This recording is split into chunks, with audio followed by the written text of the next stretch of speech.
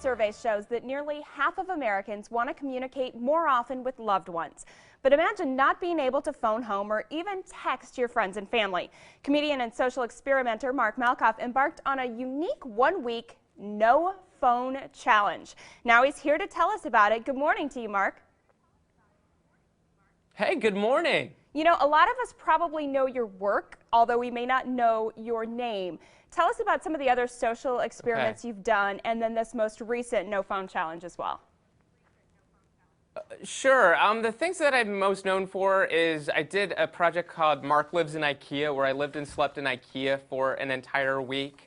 That was interesting. I did a video called 171 Starbucks, where I went to every single Starbucks store in Manhattan, all 171, in less than 24 hours, made a purchase and consumed something. So I do all these video projects, and my most recent one is I partnered with US Cellular to do the No Phone Challenge, in which I went an entire week without my phone. So where did the idea come from for that?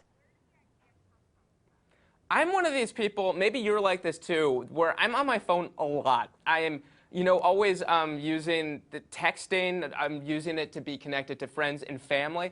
And it was one of those things, I wanted to see what would happen if I wasn't connected to people. And it was a really, really hard, difficult week, just not being connected to friends and family especially, and having to use payphones. When was the last time you used a payphone? Like in 8th grade, I think. Probably, yeah. Could you find payphones? Yeah, exactly. Even? Some people might not know what they are. Yeah, but I got this back yesterday. I love you. I missed you. I have my phone back. But it was definitely one of those things where I became aware of how much I use my phone and how many things I couldn't do without it. Now, so what did you learn? What were the lessons that you really took away? And do you think others should try doing this? Oh, okay. What did I learn? I learned that I just didn't feel connected to my friends and family. I learned how many things, just more aware of how many things I use my phone for, like GPS, getting around New York City. My alarm clock in the morning is my phone. I had to rely on my cats licking my face to get up. Not the same. And it was just one of those things where I just can't imagine going back. I think it might be a good thing if people can do it safely to try to do a no-phone challenge. A lot of my friends said instead of 7 days, they might last 7 minutes, maybe 7 seconds. But I was able to do it. I had my wife, Christine, hide my phone in an undisclosed location, so I wasn't tempted to find it. But it was one of those things where I just had a lot of anxiety because, I meet people all the time in this city. And one person didn't show up. I couldn't check my email. I couldn't check my messages because I didn't have my phone. So it was payphone city. It was getting quarters from newsstands. And it was like 1988 minus wearing parachute pants. Is that what a payphone call costs? Is it still just a quarter? I don't even know. In New York City, a lot of the places are still a quarter. Can you believe that? I know, you would think New York City, everything's expensive. But yeah, some places are 50 cents, but I was able to find some places that are a quarter payphones. But there's 5,000 payphones apparently in New York City, and I'd say maybe half of them worked when I tried them and stuff. But yeah, it definitely, I felt like I was in the olden days, like I was a character on Downton Abbey. What was the funniest thing that happened to you during that week?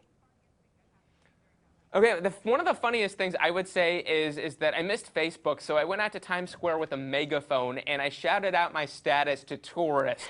Some of them were amused, some of them were a little creeped out, but it was just kind of a fun experiment to see what would happen. That was probably one of the funniest things that I did. Oh, also, I went running with my wife. Normally when I exercise, I have my phone to listen to music, podcasts, and I had my wife when I ran. She sang to me, so she was more or less my music. That was kind of an amusing thing that we did together. I think based on this interview that your wife must be pretty awesome. Hey, where can our viewers go if they want to learn more about this experiment or what kind of went on to you during this week? Sure. Yes, they can go to uscellular.com/no phone. They can see my entire week. I documented it, and I survived. I have it back, thank goodness. Well, congratulations. Thanks for your time today. And if you want to, you can come live on the Morning Blunt set for a week. We'll take you. I would do that. It'd be cheaper than New York City. There you go. We'll sign you up. Thanks, Mark. Thank you very much.